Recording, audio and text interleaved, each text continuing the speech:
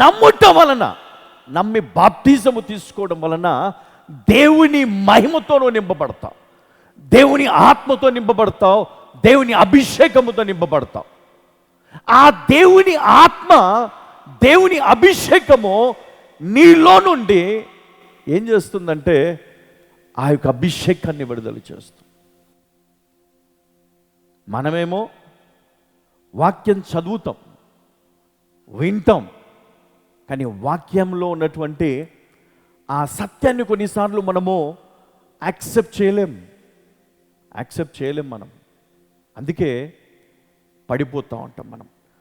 చూడండి, హాగరు ఎంత అబ్రహాము చెప్పినప్పటికీ మరి సారాను బట్టి ఆమె అక్కడి నుంచి వెళ్ళిపోవాలనుకుంది. కానీ దేవుడు ఆమెకు తోడై ఉన్నందున ఆ బిడ్డ మొర విన్న దేవుడు ఆమెకు సహాయం చేశాడు, దేవదూతను పంపాడు. సొదొమ గొమొర్రా పట్టణాలను నాశనము చేసే ముందు దేవుడు దేవదూతలను పంపించాడు.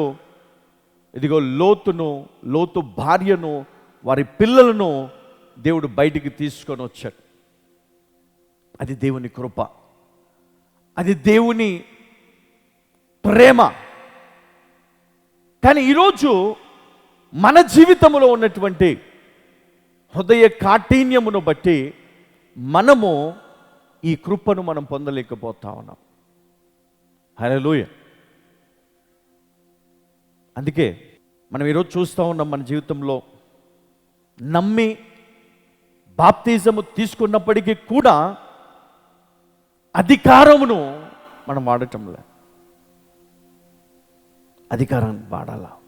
దేవుడు నీకు ఇచ్చినటువంటి ఆ ఆత్మ ఖడ్గము చేత నువ్వు ముందుకు వెళ్ళాలి. అందుకని ఇక్కడ ఏమన్నాడు, నా నామమున దయ్యములను వెళ్ళగొట్టుతురు.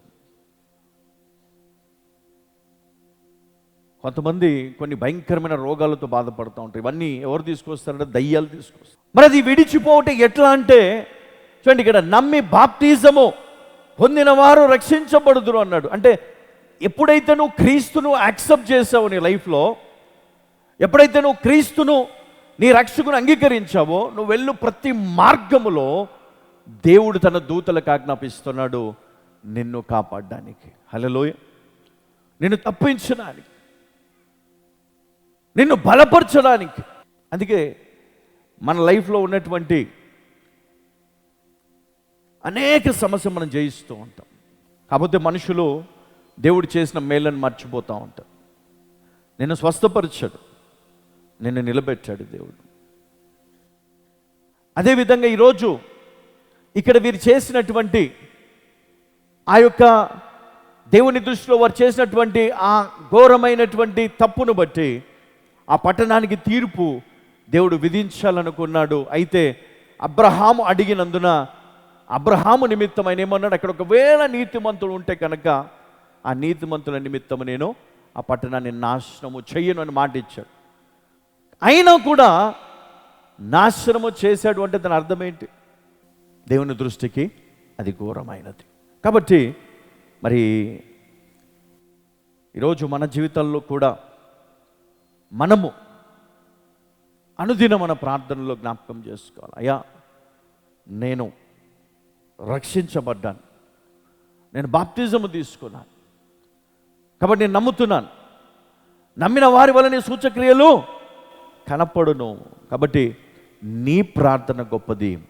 నీవు ప్రార్థన చేయగా అద్భుతాలు జరుగుతున్నాయి. పరిశుద్ధ గ్రంథంలో కూడా దేవుడు మనకేమి ఇచ్చాడు అంటే, నీ దారిలో నువ్వు పో. అపవాది నీ దారిలోకి వస్తే దేవుడు చూసుకుంటాడు. ఎవరు చూసుకుంటారు? వ్యాధి, లేమి, ఇబ్బంది, ఏ సమస్య అయినా సరే దేవుడు ఏం చేస్తాడు? తీసేస్తాడు. నువ్వు చేయాల్సింది ఒకటే, నీ కుటుంబం గురించి నువ్వు ప్రార్థన చేయాలా, ఉపవాసం ఉండాలా. నీ పిల్లల కొరకు, నీ భవిష్యత్తు కొరకు, నీ తరముల కొరకు నువ్వేం చేయాలా? ప్రార్థన చేయాలా. బలమైన ప్రార్థన ఎవరైతే చేస్తారో వారు రక్షించబడతారు. దేవుడు వారిని తప్పిస్తాడు. దేవుడు వారికి తోడుగా ఉంటాడు. హల్లెలూయా. హగ్గరుని దేవుడు కాపాడడా లేదా? చచ్చిపోవాల్సిన హగ్గరు దేవుడు దూతను పంపించి నువ్వు తిరిగి వెనకకి వెళ్ళు. నిజంగా అలాంటి గొప్ప దేవుడు మనకున్నందుకు మనము నిజంగా ధన్యులము. కాబట్టి నా ప్రియ సంగమా, మరి గడిచినటువంటి మన జీవితంలో అనేకమైన ఆటంకాలు, ఇబ్బందులు వచ్చినా ఓపికగా ఉండాల, విశ్వాసముతో ఉండాల. సమయం వస్తుంది, ఆ సమయంన దేవుడు మీకు సహాయం చేస్తాడు.